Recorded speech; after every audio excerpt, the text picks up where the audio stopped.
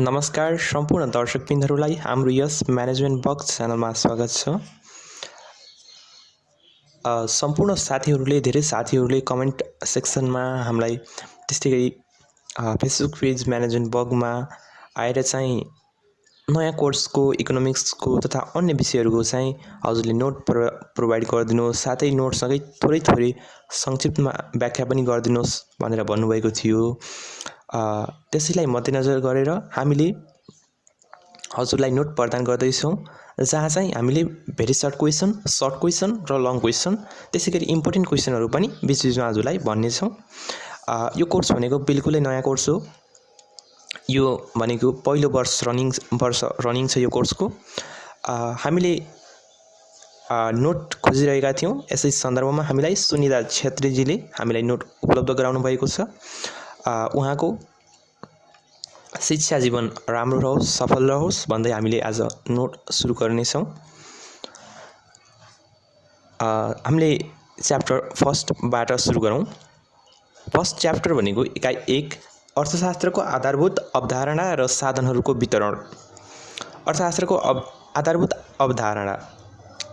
अवधारणा भन्नाले चाहिँ पहिला हामीले टपिकको थोरै एक्सप्लेन गरौँ।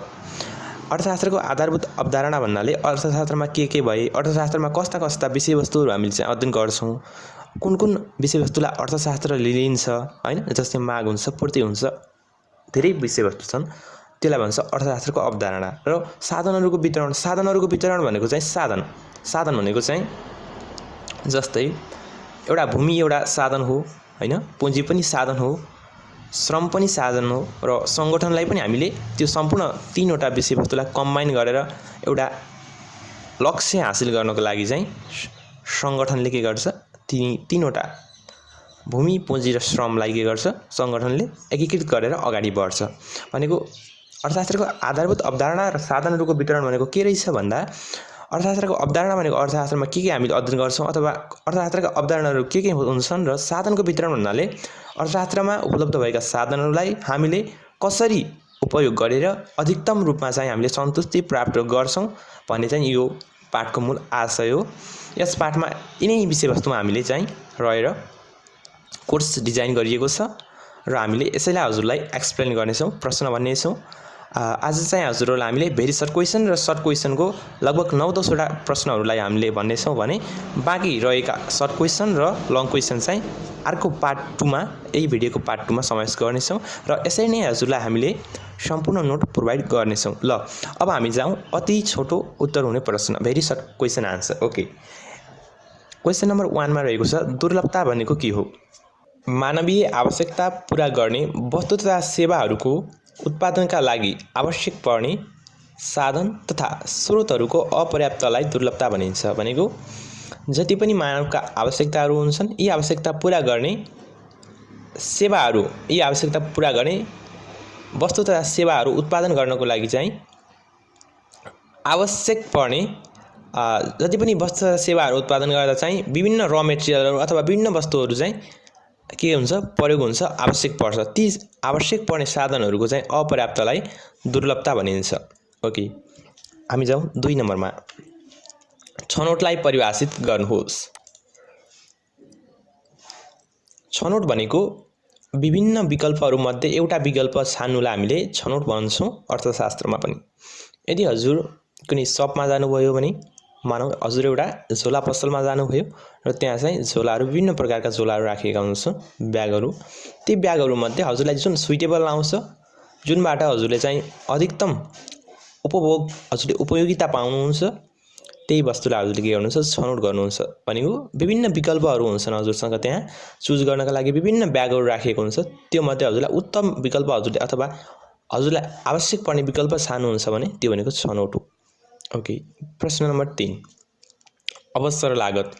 अवसर लागत भनेको चाहिँ अर्थशास्त्रमा आर्थिक निर्णय गर्दा परित्याग गरिने दोस्रो सर्वोत्तम विकल्पलाई अवसर लागत भनिन्छ। यो भनेको इम्पोर्टेन्ट छ, नोट गर्नुहोस्, अवसर लागत। म थोरै यसलाई बुझाउँछु।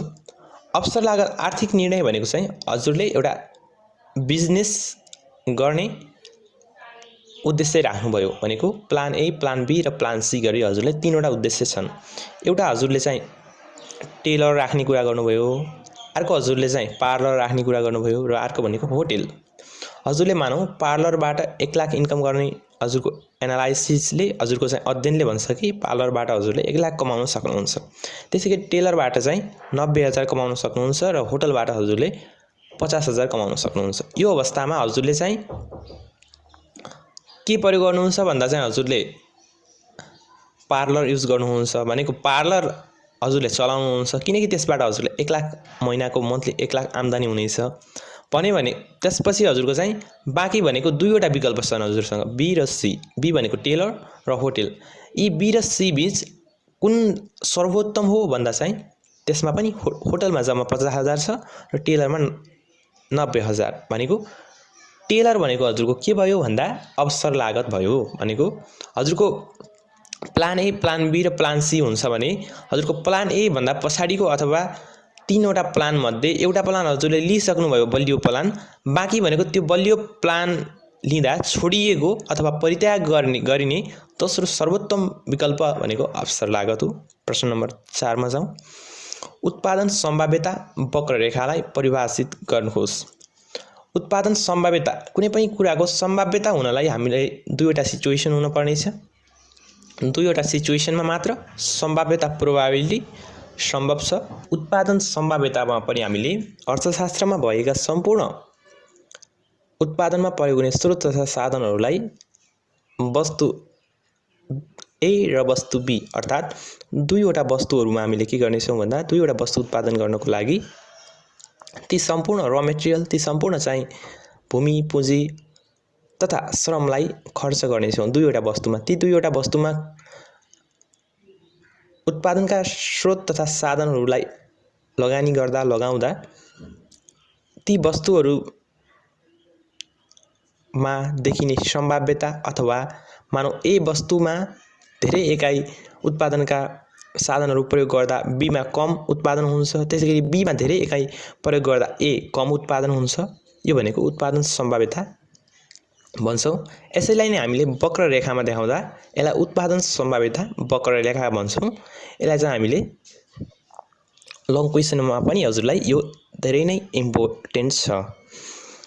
यहाँ चाहिँ अर्थशास्त्रमा भएका सम्पूर्ण उत्पादनका साधनहरूलाई दुईवटा वस्तुहरूको उत्पादनमा प्रयोग गर्दा प्राप्त हुने संयोग बिन्दुलाई जोडेर प्राप्त हुने वक्ररेखालाई उत्पादन सम्भाव्यता वक्ररेखा भनिएको छ। यो हजुरले नोट गर्न सक्नुहुन्छ।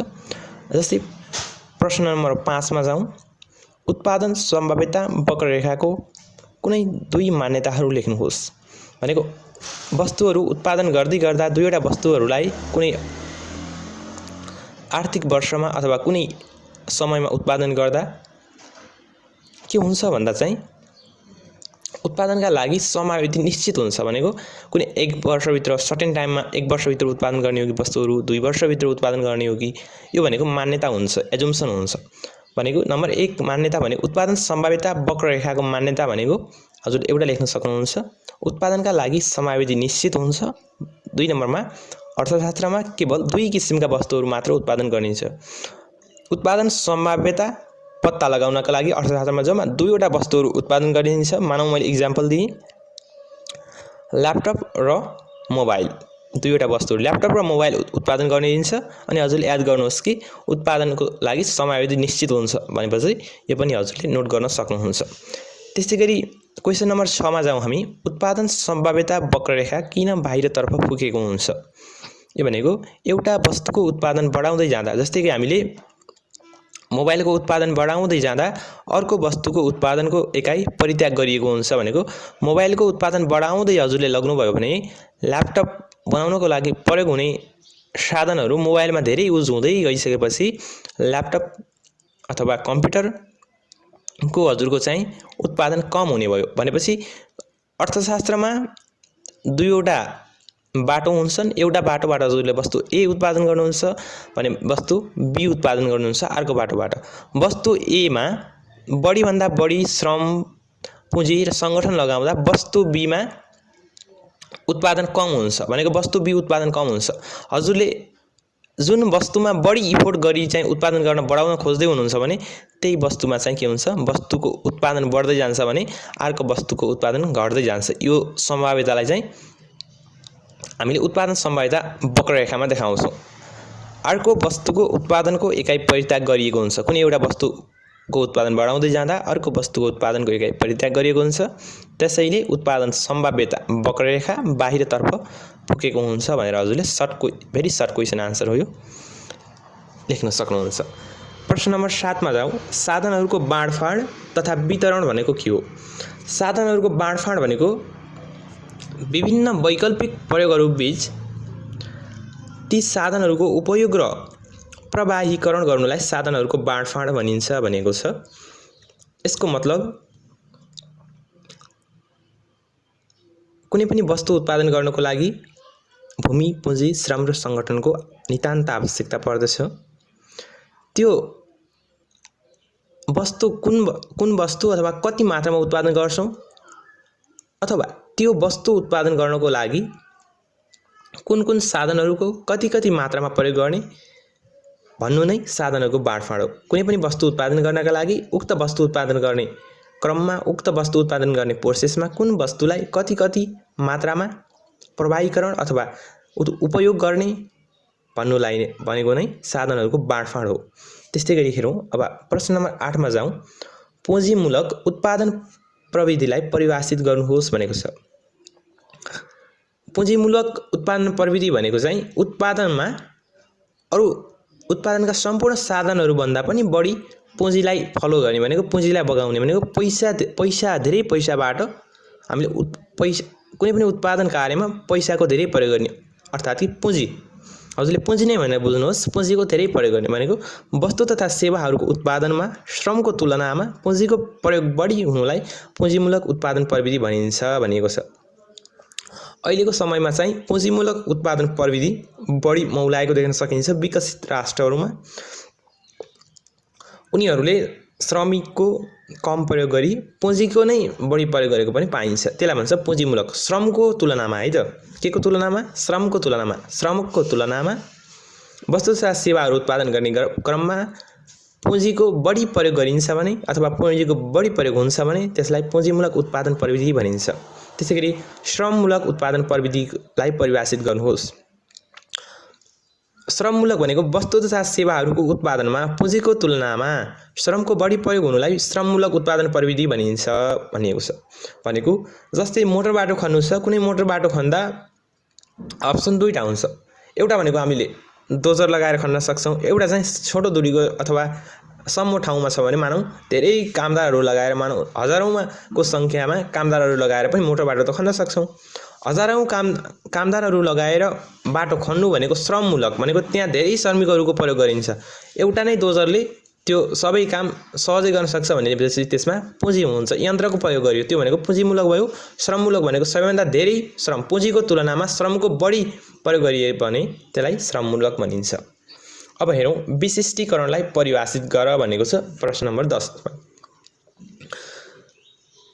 विशिष्टीकरण भनेको यो चाहिँ कामदारहरूसँग सम्बन्धित हुन्छ। कुनै संगठनमा 4वटा डिपार्टमेन्ट छन्, मानौँ 3-4वटा डिपार्टमेन्ट छ। एउटा संगठन छ, त्यसमा एउटा फाइनान्स डिपार्टमेन्ट छ, त्यसमा एउटा एकाउन्टिङ डिपार्टमेन्ट छ, त्यसमा एउटा मार्केटिङ डिपार्टमेन्ट छ।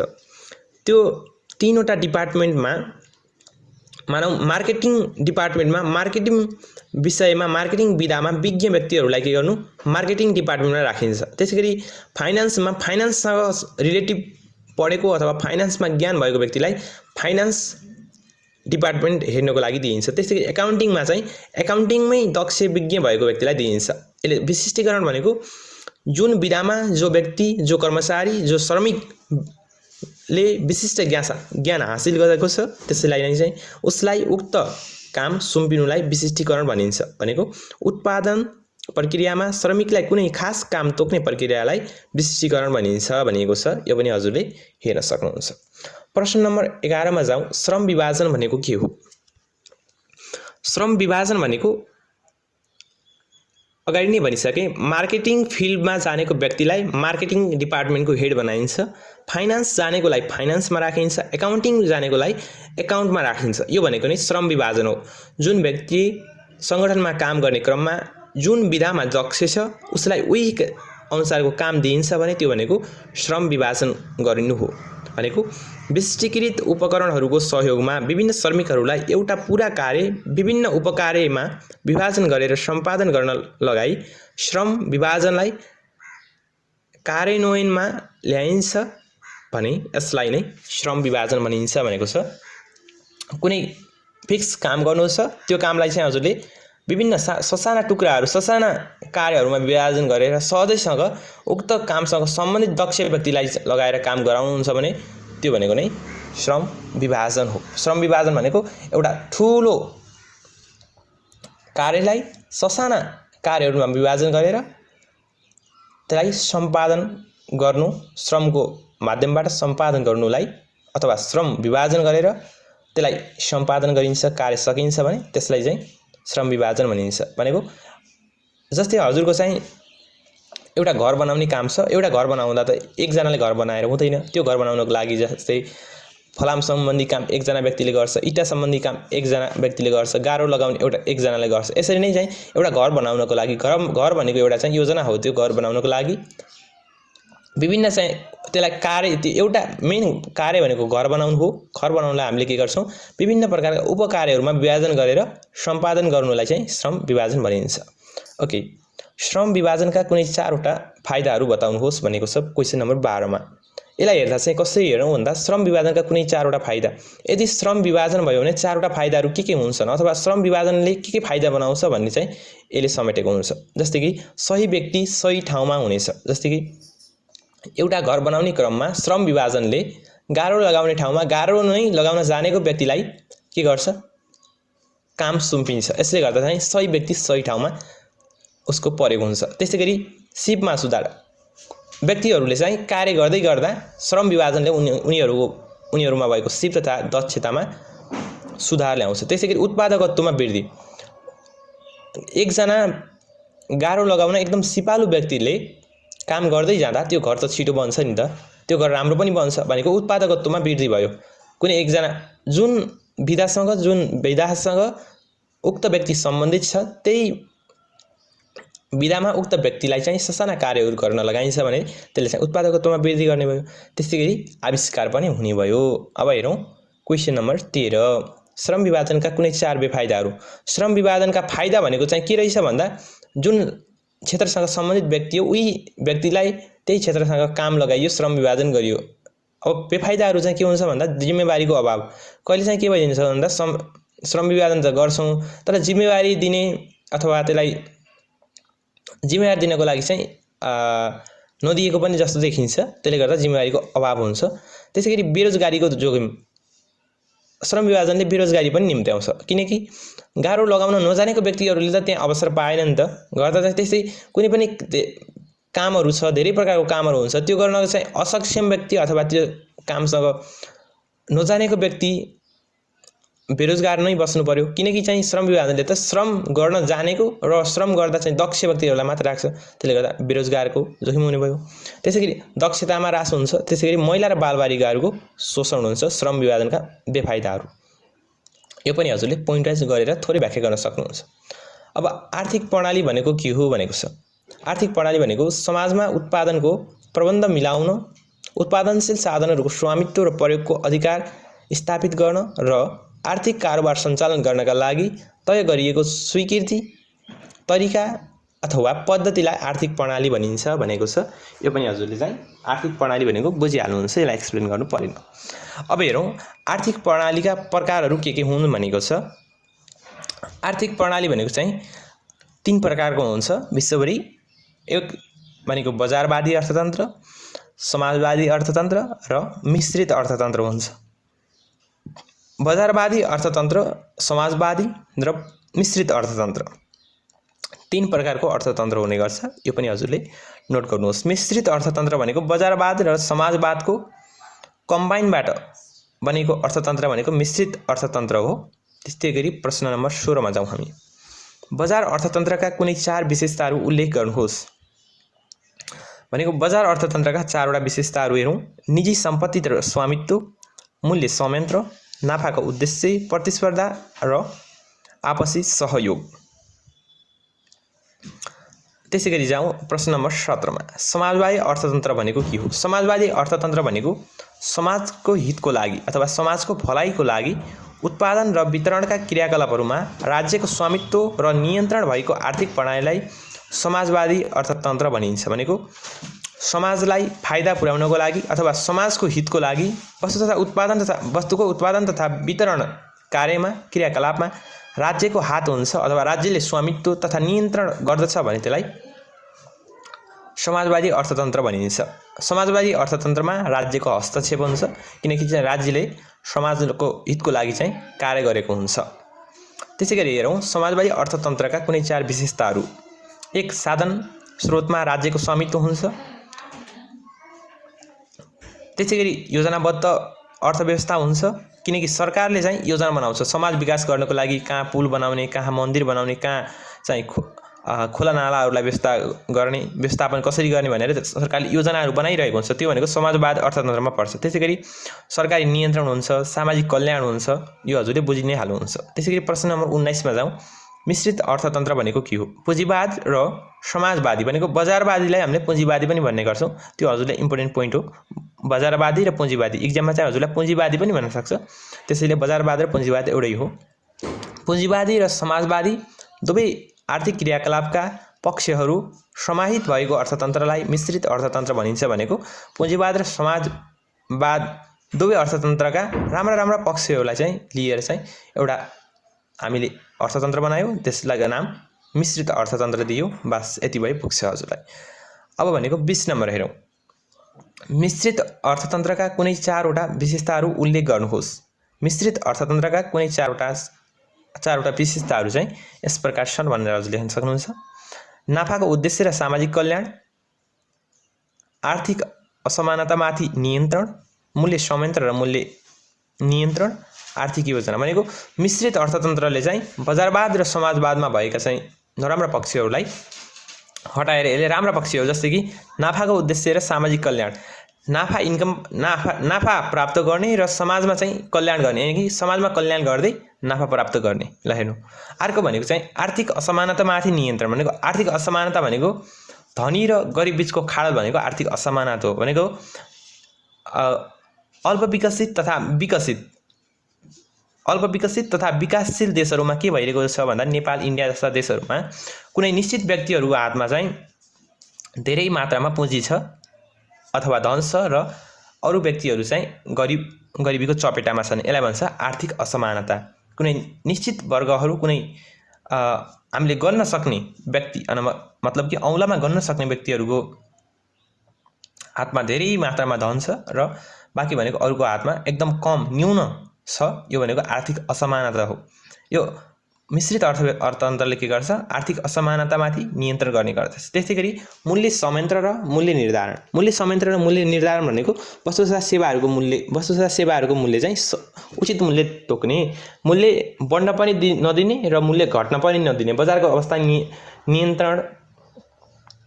अवस्थालाई नियन्त्रण गरिरहने भन्ने हो। त्यसैगरी 4 नम्बर भनेको आर्थिक योजना। आर्थिक योजना बनाउनलाई पनि आर्थिक योजना कस्तो प्रकारको बनाउने, आर्थिक योजना कस्तो योजना बनाउँदा समाजलाई कल्याण हुन्छ भनेर चाहिँ मिश्रित अर्थतन्त्रले हेर्छ। यसका यी विशेषताहरू भइहाले। अब हामी जाउँ सर्ट क्वेसनमा छोटो उत्तर हुने प्रश्नहरू। आजको भिडियो लामो भएको हुनाले गर्दा मैले एकवटा मात्र सर्ट क्वेसन लिनेछु र अहिलेसम्म हजुरले भिडियो हेरिरहनु भएको छ भने कृपया च्यानल सब्स्क्राइब गर्नुहोला र च्यानलमा जोडिनु होला, जसले गर्दा हजुरलाई अरू सम्पूर्ण युनिटको यसरी नै व्याख्यात्मक रूपमा हजुरलाई नोट प्रदान हुनेछ। मैले व्याख्या पनि गरेको हुनेछु। व्याख्याबाट पनि हजुरले आफै नोट बनाउन सक्नुहुन्छ अथवा हजुरले स्क्रिनशट लिएर पनि हजुरले नोट बनाउन सक्नुहुन्छ। यदि हजुर फेसबुक पेजमा जोडिन चाहनुहुन्छ भने म्यानेजमेन्ट बक्स सर्च गर्नुहोला र हाम्रो पेजलाई लाइक गर्नुहोला र युट्युबमा पनि हजुरले जोडिनुहोस् र कृपया भिडियो कस्तो छ अथवा भिडियोमा हजुरले कुन पक्षलाई बुझ्नु भएन अथवा हामीले कुनै इरर पो गर्यौं कि मिस्टेक भयो कि त्यसलाई पनि हजुरले कमेन्टमा लेखिदिनु होला र हामीले हेरौँ एउटा सर्ट क्वेसन, दुर्लभताको बारेमा व्याख्या गर्नुहोस्। म यसलाई सरर पहिला पढ्छु अनि त्यसपछि यसलाई व्याख्या गर्छु। दुर्लभता भनेको चाहिँ मानिसका आवश्यकताहरू असीमित हुन्छन्।